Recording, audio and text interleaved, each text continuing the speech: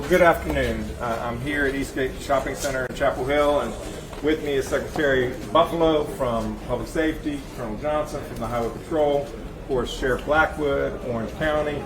We have Will Ray with Emergency Management, and I forget Kirby with the Orange County Emergency Response. And have had an opportunity to meet with business owners. We're here at Kipos Restaurant.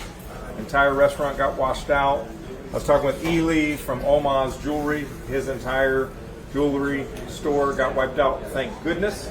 The jewelry did not. But he doesn't have a store. And you have to have a store in order to sell jewelry, in order to make money, in order to pay for your employees' salaries. This place is special to me. I grew up in Chapel Hill. This used to be Sal's Pizzeria. Over there is Mary Kaka's Pizzeria. You can tell there's a theme in my childhood. Used to work out at the Spa, Southern, what was the Southern store? Southern Season was over there. I know this place exceptionally well, and it hurts my heart that these business owners who've invested their blood, their sweat, their tears, their capital into building successful small businesses just to have it washed away in a single day. And that's what's crazy, is that a few hours of rain can completely turn lives upside down. We know of 5 confirmed deaths from Chantal.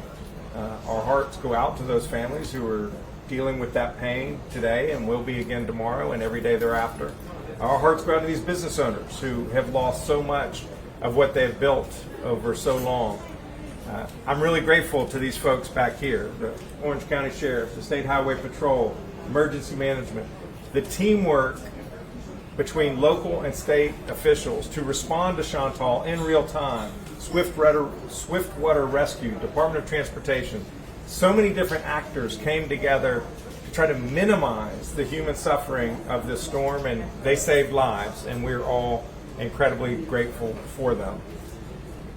I declared a state of emergency for Orange County, where we are here, but it also is Durham, Alamance, Chatham, neighboring counties last night. We did not need the declaration at the beginning of the storm because these folks had the resources they needed in order to effectively respond to the storm. But the declaration will help us to potentially trigger federal support. We're obviously going to go to FEMA if we can justify seeking federal assistance. We absolutely will do that. But it will also help us trigger state support, we hope. We're in the damage assessment phase where we're going around and adding up how much public infrastructure was damaged, how much private businesses experienced damage, how many homes were lost. And when we've done the full survey, we will know what we're eligible for and what we're not. At this point, happy to take questions myself, but also any of these first responders would be happy to address any of your questions as well. Really quickly, is there a problem with one of the mics? Is that what y'all are? Pull those back mics up some. Thank you. Okay, y'all are okay? All right. I saw your hand first. How long do you anticipate this analysis taking, and then when we're going to actually submit something to the federal government? Yeah, there is no set time limit. I want to bring Will up forward, if you may. What are some typical amounts of time that it takes to do the survey? So thank you for the question. I think there's, as the governor said, there's really two areas that we're looking at. On the individual assistance side, so think personal property needs of individual survivors, and then on the public assistance side, so think public infrastructure, roads, wastewater, water treatment, power grids, government facilities. Those are really the 2 main buckets, as well as doing some of the private business assessment to really assess kind of the full scope and impact. The individual assistance assessments have been completed in Orange and Durham counties. We did joint assessments with some of our federal partners, as well as those that you see behind us here locally, both in the municipalities and the counties. We've got some of that data right now that we're looking at from the individual assistance side to see, as the governor said, what thresholds could we potentially hit to trigger either state or federal support, and what that looks like. So anticipate those decisions soon. On the public assistance side, I think some of the challenges right now is, as many of you know, some areas water has not fully receded, or because of the continued rounds of multiple inches of rain over the last week or two since Chantal came through, it's made some parts of the public infrastructure that were damaged. We've not really been fully able to access them yet. And so we've not been able to get engineering teams in to actually scope what that full damage is, to see on the public infrastructure, on the public assistance side, what potentially those damages are going to look like. Again, I know both all of the towns here in Orange County as well as the county have done an incredible job getting their folks out, meeting with homeowners, trying to put together creative solutions. I know here, especially with their joint giving fund, I mean, what an incredible step that these all of these communities have acknowledged that there's value here in partnering together and how we can collectively meet the needs of the folks in this community. And so I think you have a lot of momentum here, particularly in Orange County, on how generally this community can be supported and how we get them back on their feet. I think our commitment, working with the governor and team, is to pull all the levers that we have available via statute or federal policy. And so again, right now, his direction to us was be as creative as possible on how we do some of this. Again, that's going to take partnership, and it's a partnership that you saw during the active response phase of pulling people out of water. And it's a partnership that you'll see continue as we move through damage assessment process. Governor, Question right here. Governor,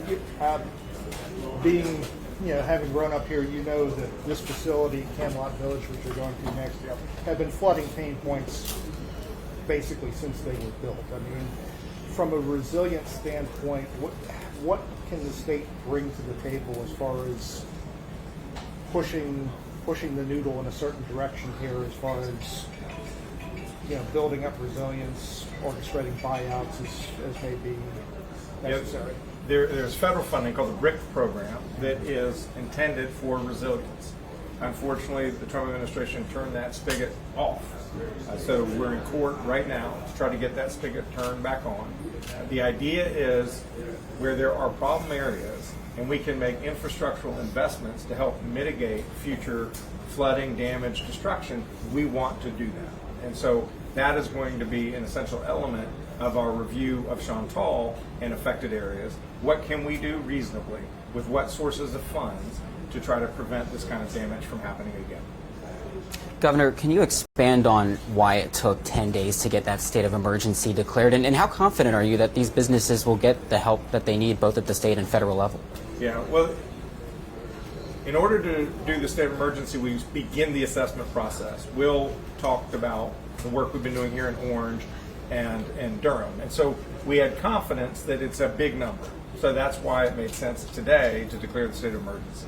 We did not need the state of emergency in the immediate aftermath of the storm because it was localized enough and these folks know what they're doing enough that they were able to do the response necessary without the need of a declaration of an emergency.